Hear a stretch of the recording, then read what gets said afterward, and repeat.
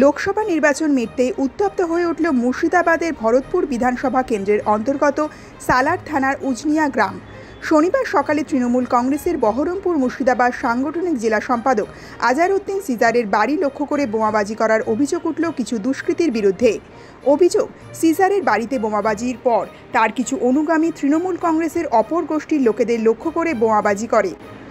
ঘটনার খবর পেয়ে গ্রামে পৌঁছায় সালার থানার বিশাল পুলিশ বাহিনী। অভিযোগ, পুলিশের সামনেই বোমাবাজি করে তৃণমূলের দুই গোষ্ঠী। গ্রামবাসীদের বক্তব্য, তৃণমূলের দুই গোষ্ঠীর বোমাবাজির মাঝে পড়ে এক পুলিশের কনস্টেবলের পায়ে বোমার স্প্লিটার লাগে। যদিও সালার থানার এক শীর্ষ আধিকারিক দাবি করেছেন ওই পুলিশকর্মী পড়ে গিয়ে অল্প আহত হয়েছেন, বোমের কোনো আঘাত পুলিশকর্মীর লাগেনি।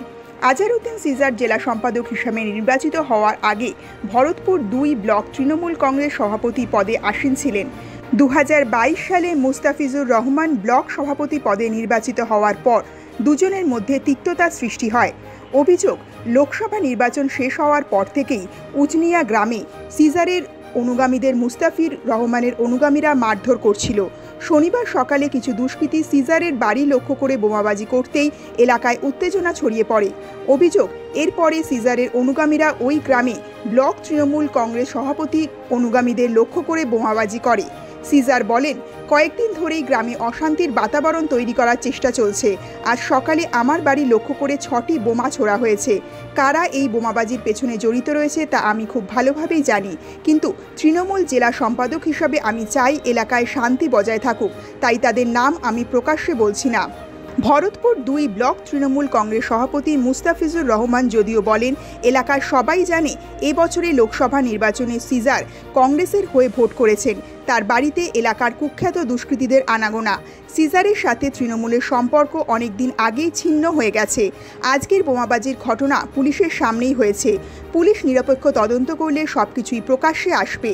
যদিও ভরতপুরের তৃণমূল বিধায়ক হুমায়ুন কবির সিজারের পাশে দাঁড়িয়ে বলেন, ২১-এর বিধানসভা নির্বাচনের আগে কিছুদিন সিজার দল বিরোধী কাজ করলেও গত কয়েক বছর ধরে সে এলাকায় তৃণমূলের সংগঠন বাড়ানোর কাজ করেছে।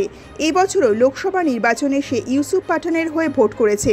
আমার কাছে তথ্য রয়েছে, ব্লক সভাপতি মুস্তাফিজুরের অনুগামীরাই কংগ্রেসের হয়ে এলাকায় ভোট করেছে।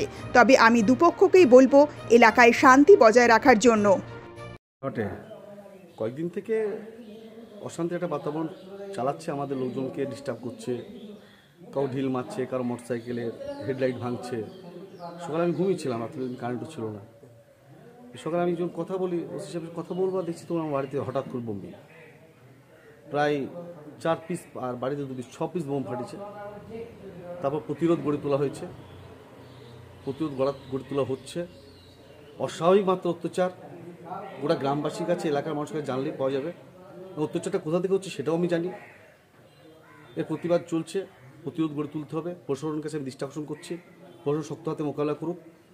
কারণ আমি তৃণমূল কংগ্রেসের জেলা সম্পাদক হিসাবে আমি চাই এলাকার শান্তি শৃঙ্খলা বজায় থাকুক। আমি পুলিশ প্রশাসনকে অনুরোধ করবো যেন ভালোভাবে পুলিশ প্রশাসন সঠিকভাবে পদক্ষেপ নেয়, এবং আমি একজন নেতৃত্ব দিই, এলাকার নেতা। আমার বাড়িতে অহেতুক বোমাবাজি করছে, আমাকে ডিস্টার্ব করা হচ্ছে, হয়রানি করা হচ্ছে। কেন করা হচ্ছে আমি খুব ভালো করে জানি, পরে আমি বিশদে বলবো।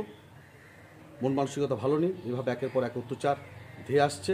আমি পুলিশ প্রশাসনের করজোড়ে নিবেদন করবো, আপনারা দেখুন লিগ্যাল স্টেপ। বাড়িকে অ্যাটাক করা হয় কারণ এলাকার শান্তি শৃঙ্খলা রাখতে হয়, আমাকে ভ্রাতৃত্বের বন্ধন রাখতে হয়। এখানে আমি রাজনীতি করে দীর্ঘদিন, আমি যখন ক্ষমতায় চরম সীমায় থাকি তখন এলাকায় শান্তি থাকে না। কিন্তু আপনারা জানেন, যেখানে একটা সেকশন, একজন ব্যক্তি যে এলাকায় অশান্তি বাতাবরণ করছে, যেহেতু আমার গ্রাম এখানে, তাই এখানে অশান্তি করতে হবে, সিআকে বিভিন্ন মিথ্যা মামলা ফাঁসানোর চেষ্টা করা হবে। এই প্রক্রিয়া, এর বাইরে কিছু না। জেলার নির্বাচন হয়ে যাওয়ার পর তৃণমূল দলের মধ্যে হতাশা ক্রমশ বাড়ছে এবং পরাজয়ের স্পষ্ট ইঙ্গিত তারা দেখতে পাচ্ছে। ফলে এখন থেকেই তারা প্রতিহিংসার রাজনীতি শুরু করেছে মুর্শিদাবাদের বিভিন্ন এলাকায়। তার মধ্যে সালার বাদ যায়নি। সালারে গত লোকসভা নির্বাচনের দিন কিছু বুথ তারা লুট করতে চেয়েছিল। আমরা তাদের সেই বুথ লুট করবার প্রচেষ্টাকে বানচাল করে দিয়েছি, কিন্তু তার মধ্যেও তারা কিছু মিথ্যা ভোট, প্রক্সি ভোট, অর্থাৎ বেনামে ভোট তারা দিয়েছে।